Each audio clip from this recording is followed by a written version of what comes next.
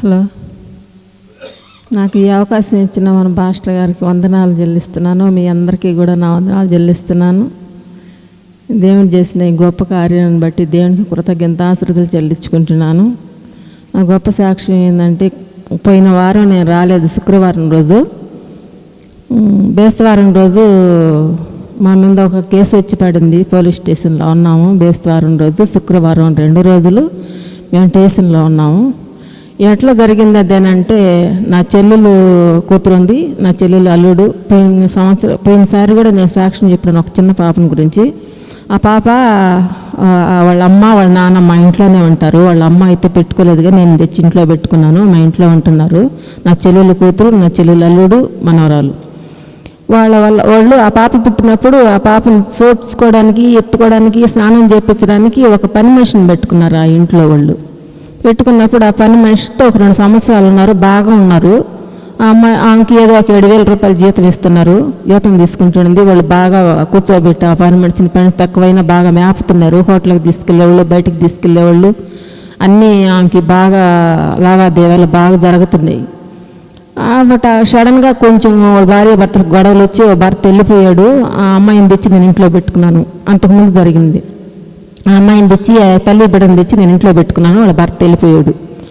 అప్పుడు ఆ పని మనిషికి అవసరం లేదని పని మనిషిని మానిపించేసినారు. పని మనిషిని మానిపించేసిన తర్వాత ఆమె వాడుకు చప్పన మా ఇంటికి వస్తా ఉంది. నేను ఇంట్లో పెట్టుకున్నా, నా ఇంటికి వస్తున్నది. నా ఇంటికి వస్తున్నప్పుడు నేనేం చేశానంటే, ఇప్పుడు నీకు అవసరం లేదు కదా పని మనిషి, ఇప్పుడు వద్దు కదా, ఇప్పుడు ఆ అమ్మాయి కూడా డ్యూటీకి వెళ్ళిపోతున్నది, ఇంట్లో ఉండట్లేదు, నేను ఒక్కదాన్నే ఉంటున్నాను, నువ్వెందుకు తరచూ మా ఇంటికి వస్తుంటావు, అట్లా రావద్దులే అని అన్నాను. మంచిగానే అన్నాను. సరేలే అని చెప్పి నేను వెళ్ళిపోయింది. అవంతే ఆ అమ్మాయికి ఫోన్ చేసి నన్ను ఇట్లా అన్నది ఆ అమ్మాయి చెప్పుకునిందంట.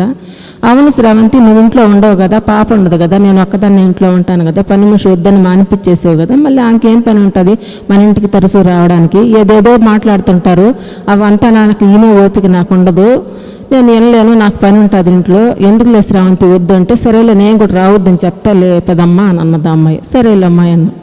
అంతటితో మానుకోక మళ్ళా వచ్చి నా కూతురు మీద ఏదో సాడీలు చెప్పింది. సాడీలు చెప్తే అది నా దాకా తెలిసింది. నేను ఆమెను వచ్చిన మా ఇంటికి నేను రావద్దన్నాను కదా, నా బిడ్డ మీద ఇట్లాగా సాడీలు చెప్పుకొని తిరుగుతున్నావు, అట్లా తప్పు కదా, చేయకూడదు కదా, ఎందుకు అట్లా చెప్పుకొని తిరుగుతున్నావు, వద్దు అట్లా చేయకూడదు అని ఉంది. నేను అనలేదు, నేను చెప్పలేదు, వేరే వాళ్ళు చెప్తే చెప్పారు అని అంటే, వేరే వాళ్ళు చెప్పినా నువ్వు అట్లా చేయకూడదు కదా, పెద్దామె వయసులో, నాకంటే పెద్దామె 55 ఏళ్ళు దాకా ఉంటాయి, నువ్వు పెద్దామె కదా, నీకు కొడుకులు ఉన్నారు, కోడళ్ళు ఉన్నారు, మనవాళ్ళు ఉన్నారు కదా, ఇంత వయసు వచ్చిన ఆమె ఒక చిన్న బిడ్డ మీద సాడీలు చెప్పకూడదు కదా, అమ్మాయి చిన్న అమ్మాయి కదా, భర్త ఉన్న అమ్మాయి కదా, చిన్న బిడ్డలు పెట్టుకుంది, నువ్వు ఇలా సాడీలు చెప్పుకొని తిరిగితే తప్పు కదా అది అని నేను అన్నాను. అన్నప్పుడు సరేలే నేను ఇంక చెప్పనులే, నేను వెళ్ళిపోతున్నాను, వెళ్ళిపోయింది. మళ్ళీ వారం వచ్చింది. ఈ మా పాపతో అన్న, మా శ్రావంతితో అన్న, మా చెల్లి కూతురుతో, శ్రావంతి అమ్మాయి ఆమెను రావద్దన్నాం కదా మనం, ఎందుకు తరచూ వచ్చి లేనిపోని గొడవలు లేనిపోని సమస్యలు పెడుతుంటుంది అని నేను తిట్టాను. మళ్ళీ నా మీద సాడీలు చెప్పింది. సాయంకాలం అయితే నేను బ్యాగ్ తగిలించుకొని తిరుగుతున్నాను అన్నట్టుగా చెప్పింది. నేను ఎక్కడికి తిరుగుతున్నాను, బుధవారం, బేస్తవారం, శుక్రవారం చర్చిలకి వెళ్తాను, ఆదివారం చర్చిలకి వెళ్తాను, నేను ఎక్కడ తిరుగుతున్నాను, ఇదేందని మళ్ళీ పిల్లలు అనిపించి మళ్ళీ నేను అడిగా. నా కూతురు మీద చెప్పి మళ్ళీ ఇప్పుడు నా మీద చెప్తున్నావు, తప్పు కదా ఇలా చెప్పుకొని తిరగడం, నేను చర్చిలకి వెళ్తున్నాను, నేను బయట ఎక్కడికి పోతున్నాను, నీకు తెలీదా, మా సందోళ్ళకి అందరికీ తెలుసు నేను ఎక్కడికి వెళ్తాను, నీకు తెలియదేమో, నువ్వు ఇలా చెప్పుకుంటున్నావు, చెప్పబాక అట్లాగా చేయబాకు అని చెప్పి తిట్టే. నేను తిట్టి మా ఇళ్ళకి రావద్దు, నువ్వు వెళ్ళిపో అని చెప్పి పంపించేసాను. అది ఇట్టపోయి నా ఎల్లుడు చెవుకు వచ్చింది. నా ఎల్లుడు చెవుకు వస్తే నా ఎల్లుడు ఒప్పుకోలే. మేము ఆడవాళ్ళకి అందరం మాట్లాడుకొని, ఇది చాలా పెద్ద దూరం పోతుంది, వద్దు, దేవుడే చూసుకుంటాడు, దేవుడే తీర్పు తెచ్చే దేవుడు, మనం ప్రార్థన చేసుకున్నాము, మనం ప్రార్థనలో పెట్టుకుంటే దేవుడు చూసుకుంటాడు, మనం అట్లాంటి గొడవలకి మనం వెళ్ళకూడదు, వద్దు అనుకొని చెప్పుకున్నాం. మా అల్లుడు చెవు దాకపోతే మా అల్లుడు ఒప్పుకోవాలి, వాళ్ళు హిందువులు కదా, వాళ్ళు ఒప్పుకోలేకపోతే ఆమె ఇల్లు ఎక్కడ, ఆమె ఉండేది ఎక్కడ, ఆమె ఇంటికి మనం వెళదామని చెప్పి గొడవ పెట్టుకున్నాడు. వద్దని ఎంత చెప్పినా ఏమలా. సరే ఇంక నా అబ్బాయి బాధ తట్టుకోలేక మేము వెళ్ళిపోయినాము ఇంటికి వెళ్ళింది. ఎందుకు వెళ్ళాము మేము ఇంటికి అంటే, వాళ్ళ కొడుకులు కోడళ్ళు మనవాళ్ళు ఉంటారు కదా, వాళ్ళకి చెప్దామమ్మా మీ అమ్మ ఇట్లాగా మా ఈదికి వచ్చి మా సందుకు వచ్చి మేము ఉన్నాము ఇంట్లోకి వచ్చి ఇట్లాగా చెప్పుకొని తిరుగుతుంది, మాకు నచ్చలేదు అది అని వాళ్ళకి చెప్దాం, వాళ్ళు ఆమెను బెదిరించుకుంటారో భయపెట్టుకుంటారో వాళ్ళకి చెప్పేసేద్దామని మేము 3-4 కదిలి వాళ్ళ ఇంటికి పోయినాం. సాయంత్రం 7 గంటలప్పుడు వాళ్ళ ఇంటికి పోతే వాళ్ళ కొడుకులు కోడళ్ళు లేరు, పిల్లకాయలు ఎవరు లేరు, ఆమె ఒకటే ఉంది. ఒకటే ఉన్నప్పుడు మమ్మల్ని అందరిని చూసి నా కొడుకులకి కోడళ్ళకి చెప్పి నన్ను కొట్టించడానికి వచ్చే వీళ్ళంతా బ్యాచ్ వీళ్ళు అందరూ కదిలి వచ్చి అని చెప్పి ఆమె భయపడి ఏదో బెదిరిపోయి మా మీద తిరుగుబాటు చేసింది. మా మీద తిరుగుబాటు చేసి అట్టబడితే అట్ట మాట్లాడింది.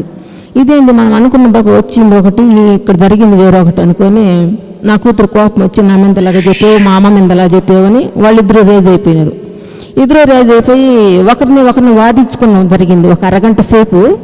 ఆమెని మేము మా అమ్మలు ఒకరిని నేను వద్దు అని కొట్టుకుంటున్నా మా పాపన్లా. వాళ్ళు పసిపిల్లకాయలు కదా, వాళ్ళు కోపం వస్తే రేజ్ అయిపోతారు. వాళ్ళకి ఎంత చెప్పినా ఇలా ఇద్దరం ఒకరికొకరికి వాదించుకోవడం జరిగింది అరగంట సేపు. ఆ తర్వాత మేము ఇంటికి వచ్చేసినాం. మేము ఇంక ఈమెతో వద్దు, రేపు మళ్ళీ వచ్చి వాళ్ళ ఇంట్లో వాళ్ళతో చెప్దాం, కొడుకులతో కోడలతో చెప్దాము, ఈమెతో మనకు పని లేదని చెప్పి వచ్చేసినాం ఇంటికి. మేము ఇంటికి వచ్చేసినాం. ఆ రేత్రి ఆమె ఏం చేసిందంటే చీర జాకెట్ మొత్తం ఒంటి మీద బట్టలన్నీ చించేసుకొని జుట్టంతా ఎరబోసుకొని పోలీస్ స్టేషన్కి వెళ్ళి కేసు పెట్టేసింది. మా అల్లుడు ఇచ్చాడు కదా మాతో పాటు, ఆడవాళ్ళ ముందు పెడితే కేసు రేజ్ అవ్వదని మగ మనిషి ముందు పెట్టేసింది. మా అల్లుడి ముందు పెట్టేసింది. మా అల్లుడు మా కూడా వచ్చాడు, అంతవరకు పాప మా పిల్లడు నోడుకొని దడవలేదు. మేమే ఆడవాళ్ళమే ఒకరికొకరు వాదించుకున్నాం ఒక అరగంట సేపు. ఆ పిల్లవాడి ముందు కేసు పెట్టేసింది. మరుసటి రోజు ఉదయం స్టేషన్లో పోలీసు వాళ్ళు ఫోన్ చేసి ఈ విధంగా ఆమె ఇంటి ముందుకు పోయి గొడవ చేశారంట రండి అని. మేము వెళ్ళాము. సరే వెళితే ఆమె చెప్పాల్సినవన్నీ అక్కడ చెప్పున్నది. నన్ను జుట్టు పెట్టుకొని లాగాడు, అబ్బాయి కొట్టాడు, నా బట్టలు జించేసాడు, జాకెట్ జించేసాడు అని అన్ని అబద్ధాలు, మొత్తం అబద్ధాలు చెప్పి కేసు పెట్టేసింది. ఏం చేయాలో అర్థం కావడం లేదు. సరే అని చెప్పి ఆమె చెప్పాల్సినవన్నీ చెప్పింది. ఆమె వినాల్సినవన్నీ వాళ్ళు విన్నారు. ఆ తర్వాత మమ్మల్ని పిలిపించారు. అసలు ఏం జరిగిందమ్మా, ఎందుకు ఆమె ఇలాగ చెప్తుంది, ఇవన్నీ నిజమే అబద్ధం అంటే అప్పుడు జరిగినవన్నీ మేము నిదానంగా సార్కి డిఎస్సి దాకా పోయింది, ఎస్సీ సార్ దాకా పోయింది. ఆ సార్ వాళ్ళు వచ్చి అడిగినప్పుడు మేము జరిగినవన్నీ మేము చెప్పాం. సార్ ఇది జరిగింది, ఇలా జరిగింది, మేము ఆమెని మాత్రం ఎవరూ కొట్టలేదు, తాకలేదు.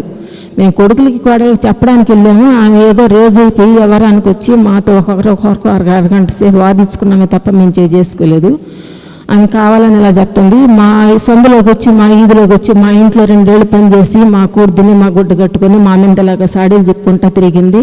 అది ఆ బాధ మేము భరించలేకపోయాము.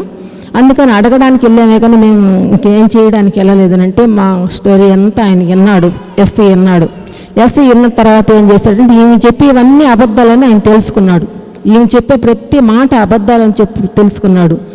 మేము చెప్పే మాటలన్నీ నిజాలని ఆయన తెలుసుకున్నాడు. మేమేం మాట్లాడలేదు. పోలీస్ స్టేషన్లో కూడా మేము 3-4 అట్లాగే తలకాయలు ఉంచుకొని చేతులు కట్టుకొని నిలుచుకున్నాం. గమ్మన జరిగింది చెప్పాం. అక్కడ ఆమె ఏం చేస్తుందంటే అక్కడ కూడా బూతులు మాట్లాడుతుంది, తిడతా ఉంది, మా మీద శాపనార్థాలు పెడుతుంది. నాశనం అయిపోతారు, నీ భర్త చనిపోతాడు, నువ్వు ముండమో చేస్తావు, నీ బిడ్డలు చనిపోతారని. అవన్నీ వాళ్ళు స్టేషన్లో వింటా ఉన్నారు. ఇంక ఇంటికాడ కూడా ఇలాగే జరిగి ఉంటుందని వాళ్ళకి అర్థమైంది. అప్పుడు ఆమెనే తిట్టారు, చెడాబడా పోలీసు వాళ్ళు ఆమెనే తిట్టి ఆమెనే కసిరి ఇట్లాగ చేసుకోబోకండి, ఇట్లా చేసుకోబోకండి అని. అటు మళ్ళీ మమ్మల్ని పిలిపించారు మాతో మాట్లాడడానికి. ఒక చిన్న పాప ఉంది కదా, ఆ చిన్న పాపను పట్టుకొని నేను బయట ఉన్నాను. మా అల్లుడు కూతురు ఇంకో మా చెల్లెలు కూతురు వాళ్ళు లోపలికి పోయారు. అక్కడ ఏం మాట్లాడుతున్నారో ఏం చేస్తున్నారో నాకు అసలు అర్థం కాలని బయట ఉన్నాను చిన్న పాపను పట్టుకొని. నాకు టెన్షన్ అయిపోతుంది. ఈమె ఇంత పెద్ద కేసు పెట్టింది, ఇది ఏమవుతుందో ఈ కేసు అని నాకు టెన్షన్ అయిపోయింది నాకు. అప్పుడు మధ్యలో మా అల్లుడు వచ్చాడు. ఏం అబ్బాయి వాళ్ళు ఏం మాట్లాడుతున్నారు, ఏం చెప్తున్నారంటే నేను 3 నెలలు జైల్లో ఉండాలంట, 3 నెలలు నాకు జైలు శిక్ష పడింది ఆమె పెట్టింది కేసుకి అని బాధపడతా కంట్లో నీళ్ళు పెట్టుకుని వచ్చేసాడు బయటికి. అంత దూరం రాదులే అభయ్య, అటు కాదులే, మళ్ళీ వెళ్ళు ఎస్ఐ దగ్గరికి వెళ్ళు మాట్లాడు, లేకుంటే పాపను పట్టుకుని నేను వెళ్ళి మాట్లాడుతాను ఎస్ఐతో నేను. అటు మళ్ళీ లోపలికి వెళ్ళాము. మళ్ళీ లోపలికి వెళ్ళాడు ఆ పిల్లోడు. వెళ్ళిపోయి జరిగింది చెప్పాను. వాళ్ళు 3 మాట్లాడుతున్నారు, నేను బయటే ఉన్నాను ఆ చిన్న పాపను పట్టుకుని. నేను ప్రార్థన చేస్తున్నానంటే నా ఒళ్ళు నాకే తెలియలేదు. అయ్యా యదోరాల పక్షాన యజ్ఞం ఆడతాను, నా గొప్ప దేవుడు ప్రభా, నువ్వు నా పక్షాన యజ్ఞం ఆడినైనా నా పక్షాన ఈ గెలుపు పొందుకోవాలి, జయం పొందుకోవాలి ప్రభువా. మా అల్లుడికి 3 నెలలు జైలు శిక్ష పడకూడదు నాయన, చిన్నపిల్లకాయలను సాక్కోవాలి, ఆ పిల్ల కష్టపడి పని చేసుకోవాలి ప్రభువా. మమ్మల్ని ఈ క్షణంలో మమ్మల్ని కాపాడనైనా, ఆకాశం మంది నుండి భూమి మీద నుండి నా తొంగి చూస్తామని చెప్పిన దేవుడు అయ్యా, నువ్వు మా వైపు ఒక్కసారి చూడు నాయన. నేను అలాగే ఆకాశం వైపు చూసి ఏడుస్తున్నాను. చేతిలో ఫోన్ కూడా గడగడగడ ఉనికిపోతా ఉంది, చేతులు కాళ్ళు నిలబడలేదు. 3 నెలలు జైల్లో ఉంటే మా పరిస్థితి ఏంది, పిల్లకాయల పరిస్థితి ఏంది, ఆ పిల్ల పరిస్థితి ఏంది, నాకు అసలు ఏమి అర్థం కాలేదు. అసలు తల తిరిగిపోతుంది, టెన్షన్ పడిపోతుంది. ఎండ్లో ప్రార్థన గంట సేపు అక్కడ కూర్చొని ఏడుస్తూ ప్రార్థన చేశాను. చిన్నగా ప్రార్థన చేయాలి. ఎట్ట చేశానంటాడు, రాజులు నమ్మటకంటే ఏవోని ఆశ్రయించటం మేలని చెప్పిన దేవుడు అయ్యా, మనసులు నమ్మటకంటే ఏవోని ఆశ్రయించిన దేవుడు నైనాను. అసలు చెప్పిన దేవుడు గొప్ప దేవుడు, నేను గొప్ప కార్యం చేసే దేవుడు. ఈ క్షణం మాకు కార్యం చేయి, నేను మమ్మల్ని గెలిపించయ్యా, ఇక్కడ నుంచి మమ్మల్ని విడిపించి విడుదల చేసి ఇంటికి చేర్చిన ఆయన ఎంతగానో ఏడ్చి ప్రార్థన చేసి మళ్ళీ 3 మనసులు రౌడీని పెట్టింది బయట, ఆ పిల్లోడిని కొట్టించడానికి. బయట రారా నువ్వు చెప్తాను, వార్నింగ్లు ఇస్తావు, చేతులు ఇలా తిప్పుతావు, నువ్వు బయట రారా నీ పని చెప్తావు. ఆటోలకి 3 మనసులను పెట్టి మాట్లాడించి కొట్టించడానికి చూస్తూ ఉంది. ఆ విషయం కూడా వేసి చెప్పాం, సార్ ఇది జరుగుతుంది, మేము ఎలా బయట పోవాలి ఇక్కడి నుంచి అని అంటే, మీకు అంత దూరం రాదులేమ్మా నేను ఉండాలని మళ్ళీ ఆ మనసుని పిలిపించి ఆ మనసుకి ప్రతి వాళ్ళది కూడా దెబ్బలు తింటుంది, ప్రతి వాళ్ళది కూడా మాట్లాడిగించుకుంటుంది. కానీ మా మీద మాత్రం ఎటువంటి మాట లేదు. మమ్మల్ని ఎటువంటి మాట కూడా కసరుకుంటా తిట్టుకుంటా న్యాయం మా వైపు జరిపించి 3 నెలలు జైలు శిక్ష పడుకుంటా మా అబ్బాయిని నడిపించి ఆ కొట్టే రౌడీని కూడా దూరం అయిపోయేటట్టు చేసి క్షేమంగా మేము ఇల్లు చేర్చాడు దేవుడు. ఇంటికి వచ్చాము. ఇంటికి వచ్చిన 3వ రోజు శుక్రవారం, మళ్ళీ శుక్రవారం రోజు కూడా మేము అక్కడికి వెళ్ళాల్సి వచ్చింది. కొంచెం కాగితం రాసి ఇచ్చిందమ్మా, కేసు మీ మీద లేకుంటే వాళ్ళ కేసు వాళ్ళు వాపసు తీసుకునేటట్టు మీరు వచ్చి సంతకాలు పెట్టండి అంటే, శుక్రవారం రోజు కూడా మేము మేము 3 సంతకాలు పెట్టి కేసు వాపసు తీసుకునేటట్టు ఆ సార్ మాట్లాడినాడు, డిఎస్సి సార్ మాట్లాడినాడు.